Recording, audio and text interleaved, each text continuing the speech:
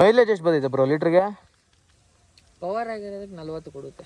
40 ಕೊಡುತ್ತಾ? ಎಡರ್ ಹಾಕ್ಬಿಟ್ರೆ 28-30.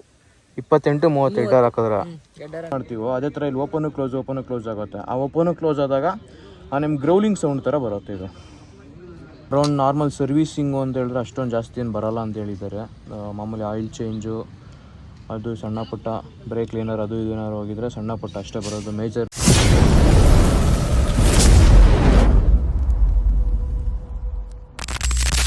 ಸೊ ಇವತ್ತು ನೋಡ್ತಾರೆ ಗಾಡಿ ಬಂದು ಸುಜುಕಿ ಫಿಯಾರೋ FX ಮಾಡಲ್. ಇದು 2002 ಮಾಡಲು.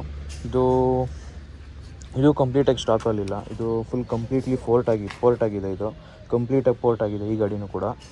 ಮೇನ್ ಇದರಲ್ಲಿ ಏನು ಅಂದರೆ ಸ್ಟಾಕ್ ಸೈಲೆನ್ಸರ್ ನೋಡೋಕ್ಕೆ ಸ್ಟಾಕ್ ಸೈಲೆನ್ಸ್ ಥರ ಇದೆ, ಬಟ್ ಇದು ಸ್ಟಾಕ್ ಸೈಲೆನ್ಸರ್ ಅಲ್ಲ. ಇದು ಆಫ್ಟರ್ ಮಾರ್ಕೆಟ್ ಇದು, ಬಟ್ ನೋಡೋಕ್ಕೆಲ್ಲ ಕಂಪ್ಲೀಟ್ಲಿ ಸ್ಟಾಕ್ ಥರನೇ ಕಾಣಿಸೋದು ಬೈಕ್ ಇದು. ಒನ್ಸ್ ಇದು ಇಂಜಿನ್ನು ಆ ಫಿಯಾರೋ ಬಗ್ಗೆ ಗೊತ್ತಿರೋರಿಗೆ ಮಾತ್ರ ಇದ್ರಲ್ಲಿ ಗೊತ್ತಾಗೋದು ಇಂಜಿನಲ್ಲಿ ಏನು ಮಾಡಿಫಿಕೇಷನ್ ಆಗಿದೆ ಏನೇನು ಅಂತ.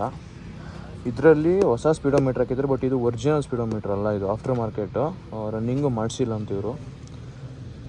ಅದು ಬಿಟ್ಟರೆ ಕಂಪ್ಲೀಟ್ಲಿ ಗಾಡಿ ಇದು ನೋಡೋಕ್ಕೆ ಹ್ಯಾಂಡಲ್ ಬಾರು ಇವೆಲ್ಲ ಸ್ಟಾಕಲ್ಲೇ ಇದೆ. ಇದರಲ್ಲಿ ಕಿಲ್ ಸ್ವಿಚ್ ಬೇರೆ ಬರ್ತಿದೆ. ಇದರಲ್ಲಿ ಕಿಲ್ ಸ್ವಿಚ್ ಇದೆ, headlight, indicator, horn, dim and dip, passing.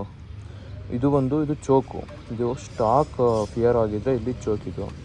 So RX 135ಗೆಲ್ಲ ಮಾಮೂಲಿ ಇಲ್ಲಿ ಕೆಳಗಡೆ ಬರುತ್ತೆ, ಬಟ್ ಇದು ಫಿಯಾರೋ ಸ್ಟಾಕಲ್ಲಾಗಿದ್ದರೆ ಚೋಕು ಇಲ್ಲಿ ಬರುತ್ತೆ. ಈ ಮಿರರ್ಸ್ ಬಂದು RX ಇದು ಮಿರರ್ಸ್. ಇದು ಸ್ಟಾಕ್ ಫಿಯಾರೋದಲ್ಲ ಮಿರರ್. ಇದು ರೆಡ್ ಕಲರು. ಇವರು ಕಂಪ್ಲೀಟ್ಲಿ ರಿಸ್ಟೋರೇಷನ್ ಮಾಡಿಸಿರೋದು ಓನರು. ಸೊ ನನಗೆ ಇವರು ಓನರು ಹೇಳಿರೋ ಪ್ರಕಾರ ಇದು ನೋಡ್ತಾ ಇರೋ ಕಾರ್ಬೋರೇಟ್ರ್ ಬಂದು NS 200 ಕಾರ್ಬೋರೇಟ್ರ್. ಇದು ಪೋರ್ಟಿಂಗ್ ಆಗಿದೆ ಗಾಡಿ. ಇದು ಅಪಾಚಿ 160 ಅಂತೆ. ಹೆಡ್ಡು ಬೋರು ಫುಲ್ ಅಪಾಚಿಗೆ ಹಾಕಿ ಅದನ್ನು ಪೋರ್ಟಿಂಗ್ ಮಾಡಿ ಹಾಕಿರೋದು. NS 200 ಕಾರ್ಬೋರೇಟ್ರ್ ಹಾಕಿದೆ. ಅಫ್ಕೋರ್ಸ್ ಪೋರ್ಟ್ ಆಗಿರೋದ್ರಿಂದ ದೊಡ್ಡ ಕಾರ್ಬೋರೇಟ್ರೇ ಹಾಕಬೇಕು ಪರ್ಫಾರ್ಮೆನ್ಸ್ಗೆ. ಅದು ಬಿಟ್ಟರೆ ಅರೌಂಡ್ ನಾರ್ಮಲ್ ಸರ್ವೀಸಿಂಗು ಅಂತ ಹೇಳಿದ್ರೆ ಅಷ್ಟೊಂದು ಜಾಸ್ತಿ ಏನು ಬರೋಲ್ಲ ಅಂತ ಹೇಳಿದ್ದಾರೆ. ಮಾಮೂಲಿ ಆಯಿಲ್ ಚೇಂಜು ಅದು ಸಣ್ಣ ಪುಟ್ಟ ಬ್ರೇಕ್ ಕ್ಲೀನರ್ ಅದು ಇದು ಏನಾದ್ರು ಹೋಗಿದ್ರೆ ಸಣ್ಣ ಪುಟ್ಟ ಅಷ್ಟೇ ಬರೋದು. ಮೇಜರ್ ನನಗೇನು ಅಷ್ಟೊಂದು ಬರೋಲ್ಲ ಸರ್ವಿಸ್ ಕಾಸ್ಟು ಅಂತ ಹೇಳಿದ್ದಾರೆ. ಮೈಲೇಜ್ ಎಷ್ಟು ಬಂದಿದೆ ಬ್ರೋ ಲೀಟ್ರಿಗೆ? ಪವರ್ ಆಗಿರೋದಕ್ಕೆ 40 ಕೊಡುತ್ತೆ. 40 ಕೊಡುತ್ತಾ? ಎಡರ್ ಹಾಕ್ಬಿಟ್ರೆ 28-30. 28-30 ಎಡರ್ ಹಾಕಿದ್ರೆ ಎಡರ್ ನನಗಂತೂ ಈ ಜೀವನವೇ ಬೇಸರವಾಗಿ ಹೋಗ್ಬಿಟ್ಟಿದೆ. ಸೊ ಇದೇನು ನೋಡೋದಾದರೆ ಇದು ಹೈಡ್ಲಿಂಗ್ ಸ್ಕ್ರೂ. ಇದು ಮಾಮೂಲಿ RX ಸ್ಟಾಕ್ RX ಕಾರ್ಬೋರೇಟರ್ಸ್ಗೆಲ್ಲ ಲೆಫ್ಟ್ ಸೈಡ್ ಬರುತ್ತೆ ಹೈಡ್ಲಿಂಗು ಮತ್ತು ಏರ್ ಮಿಕ್ಸ್ಚರು. ಇದು ಪರ್ಫಾರ್ಮೆನ್ಸ್ದಾಗಿರೋದ್ರಿಂದ ಇದು ಹೈಡ್ಲಿಂಗ್ ಸ್ಕ್ರೂ, ಇದು ಏರ್ ಮಿಕ್ಸ್ಚರ್ ಸ್ಕ್ರೂ ಇದು. ಸೊ ಇದೇನು ನೋಡೋದಾದರೆ ಇಲ್ಲಿ ಥ್ರಾಟಲ್. ಇದು ಓಪನ್ನು ಕ್ಲೋಸ್. ಇದು ಥ್ರಾಟಲ್ ಇದು. ಸೊ ಈ ಗಾಡಿ ಬಂದು ಫ್ರೆಶ್ಶಾಗಿ ಪೇಂಟಿಂಗ್ ಆದಂಗಿದೆ, ಯಾಕೆಂದರೆ ಗ್ಲೋಯಿಂಗ್ ಎಲ್ಲ ಸಖತ್ತಾಗಿದೆ ಪೇಂಟಿಂಗು. ಸೊ ರೀಸೆಂಟಾಗಿ ರಿಸ್ಟೋರೇಷನ್ ಆಗಿರೋದು ಅಂತ ಹೇಳಿದ್ರು. ಬಟ್ ಅಂದರೆ ಗಾಡಿ ಜಾಸ್ತಿ ಓಡೂ ಇಲ್ಲ, ಓನರ್ ಜಾಸ್ತಿ ಓಡಿಸೋದು ಇಲ್ಲ.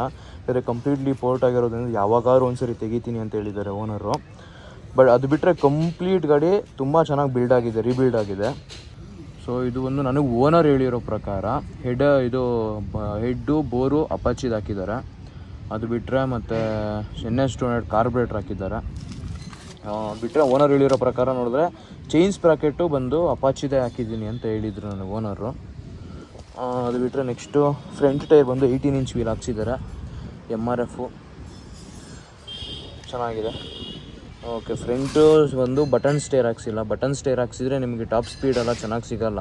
ಸೊ ಇನ್ನೊಂದು ಏನು ಹೇಳಬೇಕು ಅಂತ ಅಂದ್ಕೊಂಡಿದ್ದೀನಿ ಅಂದರೆ, ಈ ಯಾವುದೇ ನೀವು ಪರ್ಫಾರ್ಮೆನ್ಸ್ ಬಿಲ್ಡ್ಸ್ ಮಾಡ್ತೀನಿ ಅಂತ ಹೇಳಿದ್ರು ನೆಕ್ಸ್ಟ್ ಮತ್ತು ಬರೀ ನಾನು ಆಫ್ ರೋಡಿಂಗ್ ಹೋಗಲ್ಲ, ಬರೀ ರೋಡಲ್ಲಿ ಟಾಪ್ ಸ್ಪೀಡ್ ಹೋಗಬೇಕು ನನಗೆ ಹೋಗಬೇಕು ಅಂತ ಹೇಳಿದಾಗ ಫ್ರಂಟಿಗೆ ಮತ್ತು ಬ್ಯಾಕಿಗೆ ಯಾವುದೇ ಕಾರಣಕ್ಕೂ ಬಟನ್ ಸ್ಟೇರ್ ಹಾಕ್ಸೋಕೆ ಹೋಗಬೇಡ್ರಿ.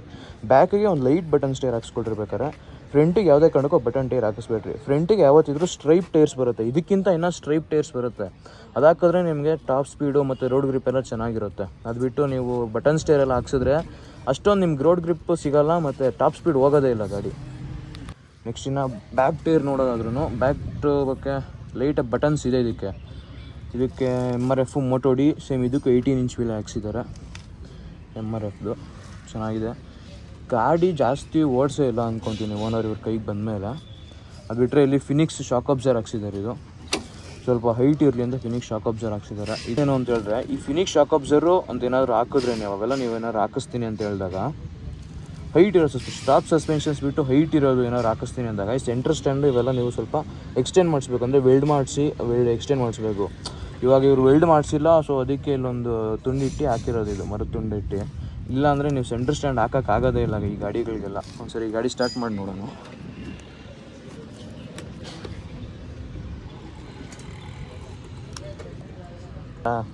ಸೊ ಗಾಡಿ ಸ್ಟಾರ್ಟ್ ಆಗೋದು ಡೌಟ್ ಇವಾಗ ಸಡನ್ನಾಗಿ ನೋಡೋಣ. ಕವರ್ ಮಾಡಿಸಿ ಇದೇ ಥರ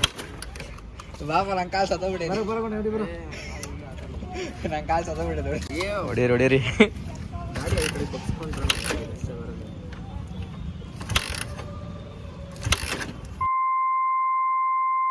ಚೆನ್ನಾಗಿತ್ತೇನೋ. ಗಾಡಿ 3 ಕಿಕ್ಕಕ್ಕೆ ಸ್ಟಾರ್ಟ್ ಆಯಿತು.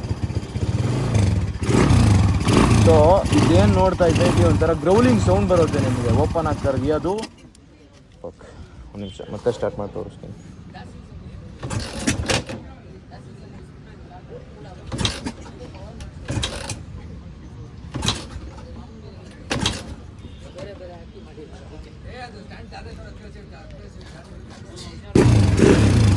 ಸೊ ಈ ಕಾರ್ ಸೌಂಡ್ ಬರುತ್ತೆ, ಇಲ್ಲಿ ಕೇಳಿಸ್ತಾ ಇದೆ ಅನ್ಕೊಂತೀನಿ. ಅದು ಕಡೆ ಏರ್ದು ಒಂದು ಕ್ಯಾಪ್ ಥರ ಹಿಂಗಿರುತ್ತೆ, ಅದು ಓಪನ್ ಆಗಿ ಕ್ಲೋಸ್ ಆಗುತ್ತೆ, ಓಪನ್ ಆಗಿ ಕ್ಲೋಸ್ ಆಗುತ್ತೆ. ಈ ಥ್ರಾಟಲ್ ವೈರ್ ಹೆಂಗೆ ರೈಸ್ ಮಾಡ್ತೀವೋ ಅದೇ ಥರ ಇಲ್ಲಿ ಓಪನು ಕ್ಲೋಸ್ ಆಗುತ್ತೆ. ಆ ಓಪನು ಕ್ಲೋಸ್ ಆದಾಗ ನಿಮ್ಮ ಗ್ರೌಲಿಂಗ್ ಸೌಂಡ್ ಥರ ಬರುತ್ತೆ ಇದು. ಸೊ ಒಂದು ಬಿಟ್ಟರೆ ಒಂದು ಸರಿ ಗಾಡಿ ಸೌಂಡ್ ಕೇಳಿಸ್ಕೊಂಡು ನೋಡೋಣ.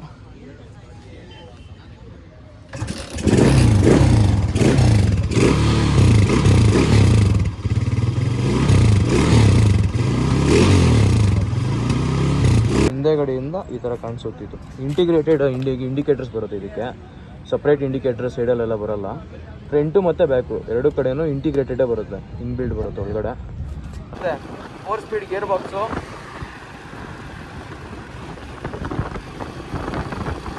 ಚೆನ್ನಾಗಿದೆ ಸರ್, ಎಲ್ಲ ಹೊಸದು ಅನ್ಕೊಂತಿದ್ದೀವಲ್ಲ, ಬಟ್ ಚೆನ್ನಾಗಿ ಇಟ್ಕೊಂಡಿದ್ದಾರೆ ಗಾಡಿ ಮಾತ್ರ. ಗಾಡಿ ಕಂಡೀಷನ್ ಮಾತ್ರ ಚೆನ್ನಾಗಿದೆ. ಇದಕ್ಕೆ ಹೆಡರ್ ಸೈಲೆನ್ಸರ್ ಬರುತ್ತೆ, ಅದು ಹಾಕಿದ್ರೆ ಇನ್ನೂ ಮಸ್ತಾಗಿರ್ತೈತೆ. ಸೌಂಡು, ಪವರ್ ಡೆಲಿವರಿ ಎಲ್ಲ ಚೆನ್ನಾಗಿರ್ತೈತೆ. ಬಟ್ ಇವರು ಸ್ಟಾಕ್ ಥರದ್ದು ಹಾಕಿದ್ದಾರೆ, ಬಟ್ ಇದು ಕಂಪ್ಲೀಟ್ ಸ್ಟಾಕ್ ಅಲ್ಲ, ಆಫ್ಟರ್ ಮಾರ್ಕೆಟೇ. ಬಟ್ ನೋಡೋಕ್ಕೆಲ್ಲ ಸ್ಟಾಕ್ ಥರ ಇರೋತ್ತಷ್ಟೇ, ಬಟ್ ಕಂಪ್ಲೀಟ್ ಗಾಡಿ ಸ್ಟಾಕ್ದಲ್ಲ ಸೈಲೆನ್ಸರ್. ಚೆನ್ನಾಗಿದೆ ಇದು, ಓಡ್ಸೋಕ್ಕೆಲ್ಲ ಚೆನ್ನಾಗಿದೆ. 4 ಸ್ಟ್ರೋಕಲ್ಲಿ ಬೆಂಕಿ ಗಾಡಿ ಇದು. ಪೋರ್ಟಿಂಗ್ ಆಗಿದೆ, ಇದು ಪಕ್ಕಾ ಪೋರ್ಟಿಂಗ್. ಇದು ಟ್ಯೂನಿಂಗ್ ಗೀನಿಂಗ್ ಎಲ್ಲ ಚೆನ್ನಾಗಾಗಿದೆ ಗಾಡಿಗೆ. ಟ್ಯೂನಿಂಗು, ಕಾಯಿಲ್ ಪವರು, ಹೆಡ್ಗೆ ಎಲ್ಲ ಸಕ್ಕದಾಗಿದೆ ಈ ಗಾಡಿಗೆ. ನೋಡೋಣ. ಬಟ್ ಅದೇ ಗಾಡಿ ಟಾಪ್ ಎಂಡ್ ನೋಡೋಣ ಅಂತ ಅಂದ್ಕೊಂಡ್ರೆ ಪೊಲೀಸವ್ರು ಬಲೆ ಹಿಂಸೆ ಕೊಡ್ತಾವ್ರೆ. ಎಲ್ಲಿಗೆ ಹೋದ್ರೂ ಆತಿಲ್ಲ ಪೊಲೀಸವ್ರ ಹತ್ರ ವೀಡಿಯೋ ಮಾಡೋಕ್ಕೆ. ಅದೆಲ್ಲ ಮಾಡೋಣ ಅಂದರೆ ಸುಮ್ಮನೆ ಅಲ್ಲಿಗೆ ಪೊಲೀಸವ್ರು ಬಂದ್ಬಿಟ್ರೆ ತಿರ್ಗಾ ಬಲೆ ಹಿಂಸೆನಪ್ಪ. ಅಲ್ಲಿಗೆ ಪೊಲೀಸ್ ಬಂದರೆ ಏನು ಎತ್ತ ಯಾಕೆ ಅಂತೆಲ್ಲ ಕೇಳ್ತಾರೆ.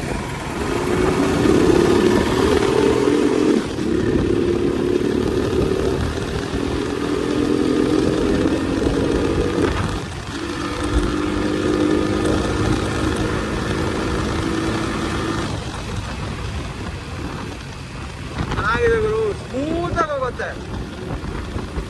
ಪೊಲೀಸರು ಹೋಗ್ತಾವ್ರೆ, ಎಲ್ಲಿ ನೋಡ್ರು ಪೊಲೀಸಲ್ಲಿ ಗುರು. ಏನೋ ಐತೆ ಏನೋ, ಯಾರೋ ಬಂದಿರ್ಬೇಕು, ಫಂಕ್ಷನ್ ಏನಾದ್ರು ಮಾಡ್ತಾ ಇರಬೇಕು, VIP ಅದಕ್ಕೆ ಇಷ್ಟೊಂದು ಜನ ಪೊಲೀಸರು ಹೋಗ್ತಾ ಇರೋದು.